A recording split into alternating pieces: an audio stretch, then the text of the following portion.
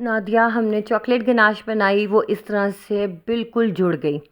और हमने chocolate melt की, उसने बिल्कुल अपना ऑयल छोड़ दिया। अब हम क्या करें? इस तरह के क्वेश्चंस मुझे डेली बेसिस पे बहुत ज़्यादा रिसीव होते हैं। मैंने कहा इस पे मैं आज वीडियो बना दूँ। इतना कोई इसका आसान हल है।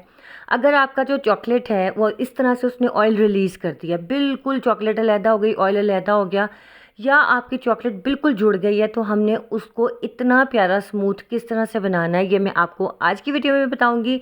और साथ में मैं आपको बताऊंगी कि बटर मिल्क के लिए ठंडा दूध यूज़ करना है कि गर्म दूध यूज़ करना है, रूम टेम्परेचर कौन सा होता है, गर्म कौन सा होता है।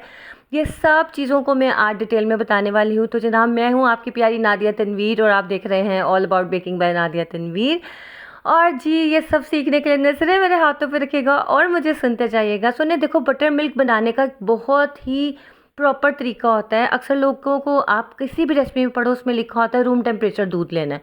अब रूम टेम्परेचर दूध से क्या मुराद है? अब इतनी सख्त गर्मी, पाकिस्तान में 45 डिग्री तक गर्मी पड़ती है, तो ये पंखे के नीचे बंदे में के पसीने निकल रहे होते हैं, तो वो रूम टेम्परेचर तो नहीं ना हुआ जो कि एक्चुअली रेसिपी में कहा गया है। रूम टेम्परेचर 25-22 इस तरह से होता है। अब ये देखो, रूम टेम्परेचर मिल्क है जिसके अंदर मैं विनेगर डाल के इसको बटर मिल्क बना रही हूँ। अब मैं इस स्टेज पर जब बटर मिल्क बनाऊंगी ना, तो पता क्या होगा, वो बिल्कुल फट जाएगा। अब ये रूम टेम्परेचर दूध का आपने बनाया है तो वो तो फट जाएगा। वो कैसा होगा? कर्डल्ड हो जाएगा। अब जब आप इसको रेसिपी में डालोगे ना, उसका टेस्ट भी अच्छा नहीं आना, टेक्सचर भी अच्छा नहीं आना, मॉइस्चर भी अच्छा नहीं आना। ये देखो, अब मैंने इसके अंदर विनेगर डाला है और विनेगर की वजह से ये देखो, ये चम्मच पे किस तरह से लग रहा है, किस तरह से ये फटा फटा दूध हो गया। ये गलत बटर मिल्क है, इसको आप रेसिपी में यूज़ नहीं करोगे। मैंने अभी जो फर्स्ट केक की क्लास दी उसमें मैंने अपनी सारी मेंबर्स को यही बोला है कि सोने, आपने फ्रिज में से निकाल के दूध यूज़ करना है, लेकिन सर्दियों में आपने फ्रिज में से निकला हुआ दूध नहीं यूज़ करना है, ठीक है? सर्दियों में वैसे ही रूम टेम्परेचर पे अच्छा ठंडा होता है टेम्परेचर दूध का, लेकिन अगर आप फ्रिज वाला भी यूज़ कर लेंगे मसला कोई नहीं होगा, लेकिन तब ज़रूरत नहीं होगी ना फ्रिज वाले दूध के इस्तेमाल की। तो ये होता है रूम टेम्परेचर। अब 40 डिग्री पे हम बैठे हैं, हम कहें जी रूम टेम्परेचर पे तो बहुत अच्छा है टेम्परेचर, दूध का टेम्परेचर भी बहुत अच्छा है। नहीं, मुनासिब अक्सर कोई आपको नहीं बताएगा कि आपने ठंडा दूध यूज़ करना है। वो कहेंगे नहीं जी room temperature, room temperature explain कोई नहीं करता रूम टेम्परेचर। अब देखो, किचन में मैं काम कर रही हूँ, मैं कहूँ जी अंडे किधर रखने हैं, जी रूम टेम्परेचर पे रखने हैं, और मेरे किचन में ऐसे पांबड़ बल रहे हैं गर्मी से खड़ा हुआ नहीं जा रहा, पसीने बिल्कुल सर से पैरों तक बह रहे हैं, और मैं कहूँ जी ये तो रूम टेम्परेचर है। अब देखो सुनने, ये जो मैं अभी दूध आपको दिखा रही हूँ ये ठंडा दूध है, यानी कि मैंने फ्रिज से निकाला है। अभी लाहौर में इतना कोई अच्छा मौसम नहीं हुआ, जैसे कि बहुत ज़्यादा गर्मी नहीं है लेकिन अभी ठंड भी नहीं आई है। तो ये देखो, ये वाला जो दूध था ये मैंने फ्रिज से निकाला। इसका जब मैंने सिरका इसमें डाला तो क्या हुआ, ये आहिस्ता आहिस्ता गाढ़ा होना शुरू हुआ है। ये फटेगा नहीं, स्प्लिट नहीं होगा, और इसका टेक्सचर, टेस्ट सब कुछ बेहतरीन रहेगा। ठीक है, पहले मैंने थोड़ा सिरका डाला था, फिर मैंने अब इसमें डाला। अच्छा, एक बात आप लोग मेरी ध्यान से सुने, जब कोई बटर मिल्क का कहता है ना, अक्सर लोग क्या करते हैं, सिरके की भी क्वांटिटी बताते हैं कि आपने 5 ग्राम लेना है, 3 ग्राम, 2 ग्राम, जो भी है। लेकिन मैं आपको अपना पर्सनल एक्सपीरियंस बताती हूँ। अब मैंने जो भी है शिंगरेला का विनेगर यूज़ किया, बहुत अच्छा है, ठीक है, उसकी एसिडिटी बहुत अच्छी है। अब किसी ने 50 रुपये वाली बोतल सिरके की ख़रीदी है, उसकी बिल्कुल ही अच्छी नहीं है। मतलब आपने 3 ढक्कन भी भर के डाल दिए हैं तो वो आपका बटर मिल्क बन ही नहीं रहा, दही जैसा हो ही नहीं रहा। तो आपने उस चीज़ के ऊपर नहीं जाना, आपने देखना कि आपका सिरका कितना अच्छा है। मैं आपको टिप दे रही हूँ कि हमेशा थोड़ा सा, आधी चम्मच डाल के देखो, फिर आधी चम्मच डाल के देखो, ये डिज़ायर्ड कंसिस्टेंसी आ जाए ना, दूध से ज़्यादा गाढ़ा, दही से थोड़ा पतला, ये होता है बटर मिल्क। ठीक है, दूध से थोड़ा सा गाढ़ा, और जो दही हमारी होती है बहुत थिक होती है, उससे थोड़ा सा पतला, ये चीज़ होती है, ये असल बटर मिल्क होता है। अगर आपको ये कॉन्सेप्ट नहीं ना क्लियर होगा तो आपकी चीज़ें भी अच्छी नहीं बनेंगी। देखिए, मैंने रेसिपीज़ बहुत सिखा दी, टिप्स एंड ट्रिक्स बता दी। अब ट्रबल शूटिंग की बात है कि जहाँ पे मसले आ रहे हैं, हमने अब उन मसलों को हल करना है ताकि आप प्रो बेकर हो जाए, हर लिहाज से अच्छे बेकर हो जाए। यार, मेरी क्लास इतनी अच्छी गई है ना, और माशाल्लाह माशाल्लाह इतने प्यारे प्यारे केक बने हैं, मैं आपको क्या बताऊँ। मैं आपको ना वीडियो के एंड पे दिखाऊंगी। जो अभी मैंने बेल्जियन चॉकलेट फज केक की क्लास रखी थी ना, उसमें जो मेंबर्स आई हैं उन्होंने इतने प्यारे केक बनाए हैं माशाल्लाह। मेरे हाल से को 50-60 लोगों ने तो बना लिए हैं। अमेजिंग उन्होंने रिज़ल्ट उनको मिला, मुझे बहुत खुशी हो रही है, इसलिए मैंने आपसे शेयर किया। एंड पे मैं रिव्यू भी शेयर करूँगी, और फिर मैं ना कम्युनिटी पोस्ट पे उनके केक्स की तस्वीरें भी डालूंगी। ठीक है, फिर आप लोग फ्री होकर देखना। अब समझ आ गया बटर मिल्क का कॉन्सेप्ट, और ख़ास तौर पे मेरी क्लास आप लोगों को समझ आ गया बटर मिल्क का कि मैं क्यों ठंडे दूध की बात कर रही थी। अच्छा जी, अब हम आ जाते हैं, ज़रा चॉकलेट स्प्लिट हो जाए तो हमने उसको क्या करना है। नादिया आपका ग्लूकोज जेल कौन सा है, प्लीज़ दिखा दें। सुनिए ये वाला है, शेफियालिटी से मिल जाता है, बड़ा स्टेबल है। जो ग्लूकोज जेल, ग्लूकोज सिरप, दोनों में थोड़ा सा कंसिस्टेंसी का फ़र्क होता है। सिरप थोड़ा पतला होता है, जेल जो होता है ना थिक होता है। ये इतना थिक होता है कि मैं जब भी इसे निकालना होता है ना तो मैं हमेशा पानी से हाथ गीला करके निकालती हूँ। क्लियर, समझ आ रही है मेरी बात की?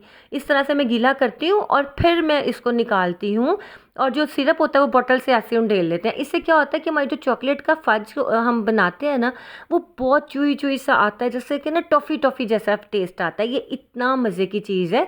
तो ये शेफियालिटी से आपको मिल जाएगा। मेरे घर के पास निमत खाना है, वहाँ से भी मिल जाता है। That's it. ठीक है, चलो जी, क्लियर हो गई ये बात। अच्छा जी, ये बटर, अच्छा एक बात और मुझे बड़ी बात आती है सुनने को, फज केक में हमने अगर ठंडा बटर मिल्क डाल दिया या ठंडी सावर क्रीम डाल दी तो नादिया फिर क्या होगा? कुछ भी नहीं होगा, क्योंकि एंड पे तो हमने उबलता हुआ पानी डालना है। जब हम उबलता हुआ पानी डालेंगे तो पूरे केक का टेम्परेचर एक हो, फिर तो कोई चीज़ ठंडी गर्म नहीं रहेगी। जब उबलता हुआ पानी उसके अंदर जाएगा तो फिर वो ठीक हो जाएगा। जो स्पॉन्ज केक होते हैं ना, जिसमें हमने अंडा फुल फ्लफ़ी किया, उसके बाद हमने उसमें बाकी चीज़ें डाली, उसके अंदर अगर हम ठंडा गर्म का हिसाब नहीं ना रखते, वो चीज़ हमें प्रॉब्लमेटिक हो जाती है। अच्छा जी, अब आप ये देखो, जिस जिस भी केक में उबलता हुआ पानी एंड पे जाना हो ना, उसके ठंडे गर्म की परवाह नहीं आपको करनी चाहिए। मैं आपको बड़ी अपनी तरफ की टिप दे रही हूँ, अपने एक्सपीरियंस की। अच्छा सुनिए, देखो ये आपको दिखाने के लिए मैं सपोज मैंने गनाश बनाई, मैंने चॉकलेट ली है, इसके अंदर मैंने थोड़ा सा ग्लूकोज जेल डाला और साथ ही मैंने इसमें थोड़ी सी क्रीम, मैंने सब कुछ अंदाजे से बनाया। ठीक है, अब ये मैं इसको सिर्फ 10 सेकंड के लिए, 15 सेकंड के लिए मैंने इसे गर्म किया। बेहतरीन गर्म हो गया, बहुत अच्छा सा हमारी गनाश बन गई। ठीक है, लेकिन अगर आपने इसको ज़्यादा हीट कर दिया, इसको ज़्यादा हीट लग गई, ठीक है ना, या ज़्यादा हीट लग गई या आपकी चॉकलेट अच्छी वाली नहीं थी। जैसे देखो मेरी तो चॉकलेट बड़ी अच्छी मेल्ट हो गई। अब मैंने इसको ख़राब करना है। ख़राब ऐसे कि मैंने उबलता हुआ गर्म पानी सॉस पैन में डाला, उसके ऊपर अपना बाउल रख दिया, तो मेरी चॉकलेट क्या होगी? फटाफट से जुड़ जाएगी, ख़राब हो जाएगी। अगर आपका एक्सीडेंटली ऐसा हो जाता है, आपकी जो चॉकलेट है स्प्लिट हो गई है, तो आपने उसको ट्रबल शूट कैसे करना है? ऐसे, जैसे देखो इस तरह की हो गई, बिल्कुल जुड़ के एक हलवा सा बन गया और इस तरह की प्लाएबल नहीं रही। तो इसका क्या हल है? अक्सर तो ऑयल रिलीज़ हो जाता है, तो आप कहते हो हाय नादिया तो ख़राब हो गई, अब ज़ाया हो गई। कुछ भी नहीं हुआ इसको। हमने फटाफट से, इसके पीछे जो साइंस है वो ये है कि चॉकलेट का टेम्परेचर बहुत हाई हो गया, इसको हमने दोबारा से नॉर्मल टेम्परेचर जो होता है उस पर लाना है। तो उसके लिए हम क्या करेंगे? फटाफट से इसके अंदर हम वो डाल देंगे विप क्रीम। ठंडी यख व्हिप क्रीम डब्बे से निकाल के ना हमने इसमें थोड़ी सी डाल देनी है। जैसे कि आप समझो कि आपने इसमें 10 ग्राम 20 ग्राम डाल दो, कोई मसला नहीं है। ठीक है, अगर आपके पास इस वक्त व्हिप क्रीम अवेलेबल नहीं है, आपने फटाफट फटाफट से ना आपने जो मिल्क पैक क्रीम होगी, ऑल पर्स होगी ना, वो डालनी है। मैं बताती हूँ कैसे। अभी मैंने सारा सीन दिखा दिया है कि मैंने इतनी प्यारी मेल्ट की, लेकिन मेरे से अगर किसी दूसरे बंदे ने इतना कम टाइम नहीं दिया, थोड़ा ज़्यादा टाइम दे दिया और चॉकलेट फट गई है हीट की वजह से। जैसे मैंने इसको सॉस पैन के नीचे रखा कि भाई अच्छा सा इसको हीट और मिले, ख़राब हो ये, तो उसको हमने फटाफट से किस तरह ठीक करना है कि आपने बस डब्बे में से कोई भी व्हिप क्रीम निकाली, 2 टेबल स्पून भर के डाल के ना तेज़ तेज़ मिक्स करना है। अगर आपके पास बीटर पड़ा है तो फटाफट से बीटर से मिक्स करना है, नहीं तो आपने हाथ से चम्मच से तेज़ तेज़ मिक्स करना है। और आप फिर खुद देखोगे आपकी चॉकलेट आहिस्ता आहिस्ता स्मूथ होने लगेगी, क्योंकि जैसे ही टेम्परेचर का चॉकलेट का टेम्परेचर नीचे आएगा, वो दोबारा से अपनी शेप होल्ड कर लेगी। ये साइंस है, कुछ भी नहीं है। मतलब ये मैंने आहिस्ता आहिस्ता आप लोग सीखते हो ना। चलो यार, आपके पास मैं हूँ ना, आपकी सोनी सुहानी, तो वो वो आपको बता देती है। मुझे किसी ने नहीं बताया था यार, मैं तो वेस्ट कर देती थी कि चलो भाई ये तो ख़राब सुटो, ए भी ख़राब सुटो। लेकिन फिर मुझे पता चला कि सुटने वाली कोई चीज़ नहीं थी। आपने बस इसके अंदर क्रीम डालनी है, ठंडी यख। अच्छा, बीट क्यों ही नहीं डाली? आपने देखा मैंने एज इट इज़ डब्बे से निकाल के डाली है, बीट क्यों ही नहीं डालनी। ठीक है, उससे ना टेक्सचर थोड़ा चेंज हो जाएगा, ग्रेनी सा हो जाएगा।